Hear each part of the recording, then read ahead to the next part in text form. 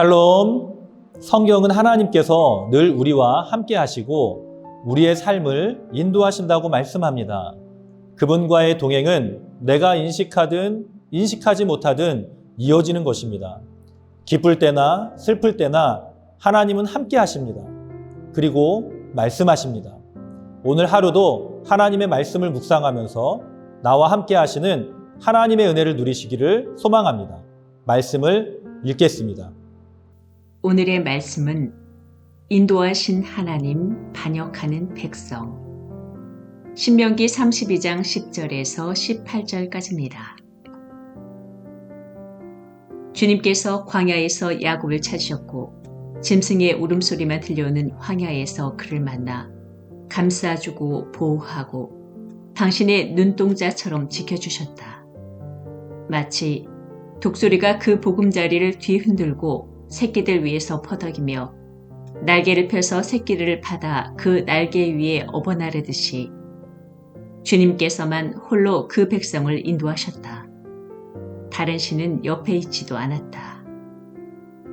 주님께서 그 백성에게 구원지대를 차지하게 하시며 밭에서 나온 열매를 먹게 하시며 바위에서 흘러내리는 꿀을 먹게 하시며 단단한 바위에서 흘러내리는 기름을 먹게 하셨다.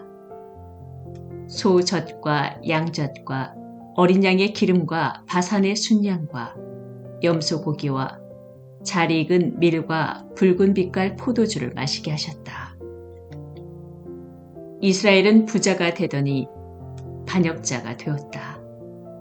먹거리가 넉넉해지고 실컷 먹고 나더니 자기들을 지으신 하나님을 저버리고 자기들의 반석이신 구원자를 업신여겼다. 그들은 이방신을 섬겨서 주님께서 질투하시게 하였으며 역겨운 짓을 하여 주님께서 진노하시게 하였다. 너희는 하나님도 아닌 신들에게 제사를 드렸다.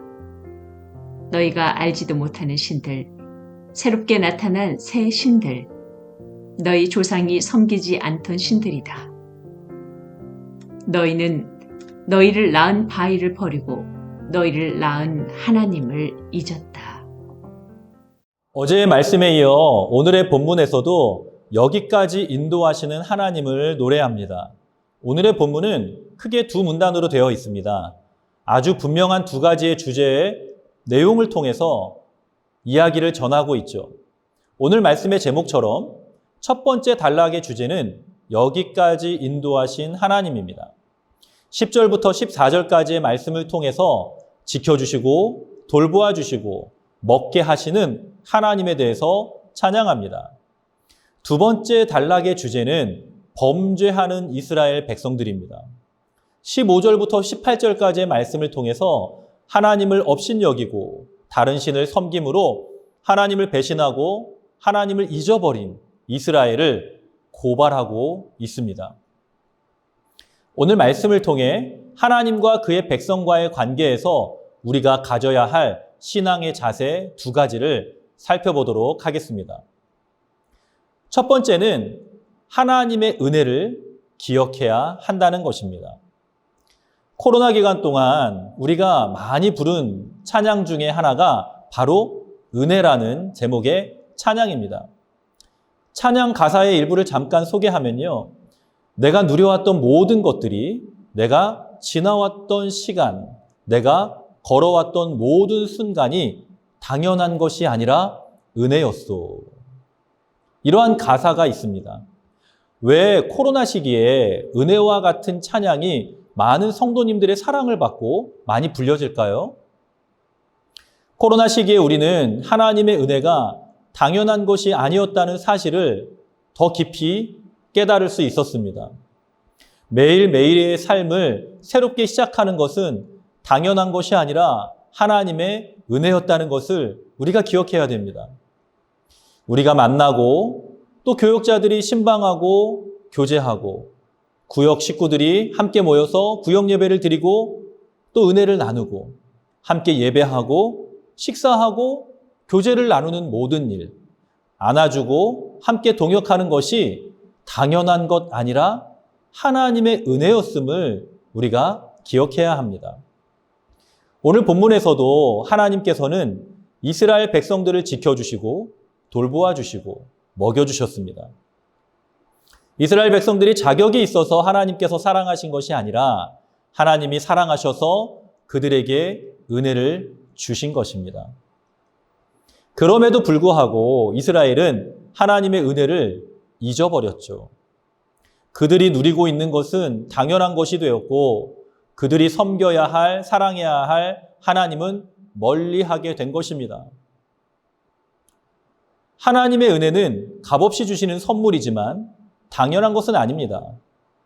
하나님의 사랑으로 주신 것을 마음껏 누리고 우리는 은혜를 주신 하나님을 마땅히 사랑해야 하는 것입니다. 두 번째 교훈은 하나님의 책망을 들을 수 있어야 한다는 것입니다. 하나님께서는 이스라엘 백성들에게 은혜를 베푸셨습니다. 하지만 이스라엘 백성들은 하나님을 업신여기고 우상을 섬기고 하나님을 잊어버렸습니다. 하나님께서 그의 백성들에게 이렇게 말씀하시는 것 자체가 책망을 듣는 것입니다. 잘못한 것을 지적할 때, 잘못된 것을 지적받을 때에는 목적이 있다는 것을 우리가 알아야 합니다. 책망을 듣는 것이 끝이 아닙니다. 책망은 잘못에서 돌이키기를 바라는 마음으로 전하는 이야기입니다. 어떤 사람들은 아무리 책망을 해도 그때뿐인 경우가 있습니다. 아내에게는 남편이, 남편에게는 아내가, 부모에게는 자녀가, 자녀에게는 부모가 그럴 때가 많습니다. 잔소리가 되는 경우가 많죠. 그리고 잘못을 돌이킬 생각은 하지 않고 왜 이렇게 잔소리야? 라고 말하는 경우가 더 많이 있습니다. 하나님은 이스라엘 백성들의 잘못을 반복해서 책망하십니다. 이스라엘은 말씀을 통해 자신들의 상태를 들었습니다.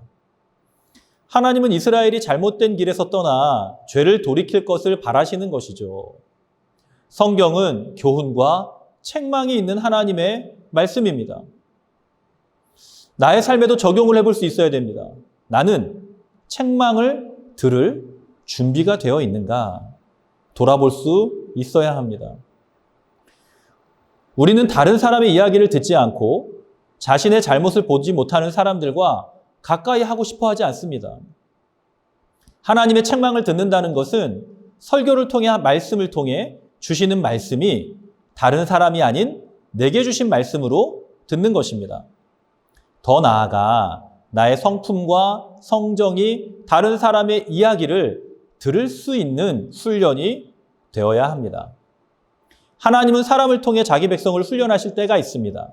성경에서도 사람의 매와 인생의 채찍이라는 표현을 사용합니다.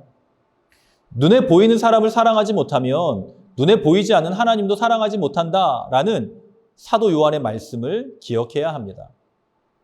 눈에 보이는 사람의 책망도 듣기 싫어한다면 눈에 보이지 않는 하나님의 책망을 우리가 어떻게 들을 수 있겠습니까?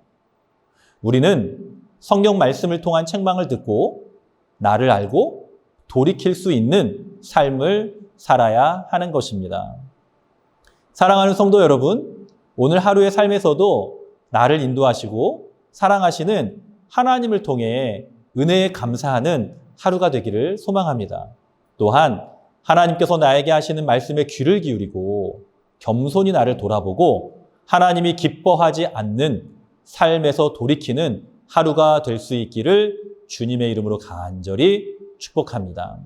함께 기도하겠습니다. 살아계신 아버지 하나님, 사랑하는 성도님들과 함께 말씀을 나누었습니다. 매일 묵상하는 말씀을 통하여서 하나님께서 우리에게 말씀하시고 감동하실 때에 우리가 아멘하고 순종하는 삶을 살 수 있도록 은혜를 베풀어 주옵소서. 하나님의 말씀이 날마다 가까워지게 하여 주시고 꿀송이보다도 달게 내 마음과 심령에 들어오게 하여 주시고 하나님의 말씀이 세상 그 어떤 기쁨보다 기쁨이 되는 삶을 살아갈 수 있도록 우리의 삶을 인도하시고 함께하여 주시옵소서. 예수님의 이름으로 간절히 축복하며 기도드리옵나이다. 아멘.